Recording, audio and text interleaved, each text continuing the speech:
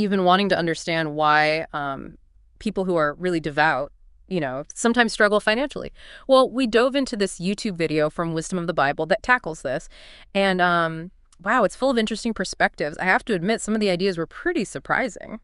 It is fascinating how the video just directly addresses the tension between, like, the expectation of blessings and the reality of financial hardship for some believers. Yes. And one of the first things that jumped out at me was, this idea that financial lack might not be a punishment, but like a tool for spiritual growth. Oh, yeah. The video uses the analogy of the Israelites, wandering in the desert.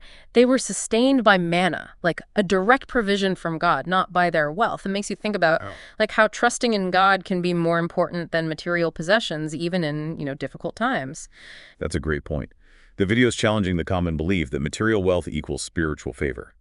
Instead, it suggests that financial limitations can actually push us to rely more on God, strengthening our faith, kind of like a muscle being exercised under pressure. That's a much more empowering way to look at it. It's not about being punished, it's about being refined through challenges. And speaking of challenges, the video also discusses how financial struggles can be a test of integrity, which I found really thought-provoking. Right.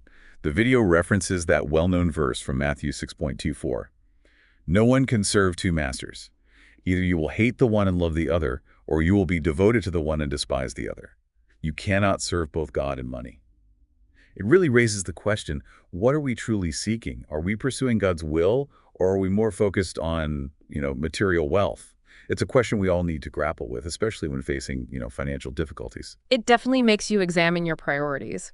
But then the video takes a turn that I hadn't really considered before. It suggests that sometimes we're not financially abundant because we're not spiritually mature enough to handle it yet. That's an interesting perspective, isn't it? Think of the prodigal son, squandering his inheritance before he was ready to handle such wealth. Perhaps God sometimes holds back financial abundance until we've, developed the character and the wisdom to manage it responsibly. It's like we need that spiritual training montage to prepare us for greater blessings. Right. But speaking of preparation, the video then dives into the concept of spiritual warfare. Yes, and this section suggests that the enemy might be actively trying to block our blessings, because he knows our potential. While it's not about blaming every financial setback on spiritual attacks, it does encourage us to acknowledge that there might be unseen forces at work. While I find that idea intriguing, I also wonder if it risks putting too much emphasis on, external forces. Could it potentially lead to people avoiding personal responsibility for their financial choices? That's a valid concern. It's important to strike a balance.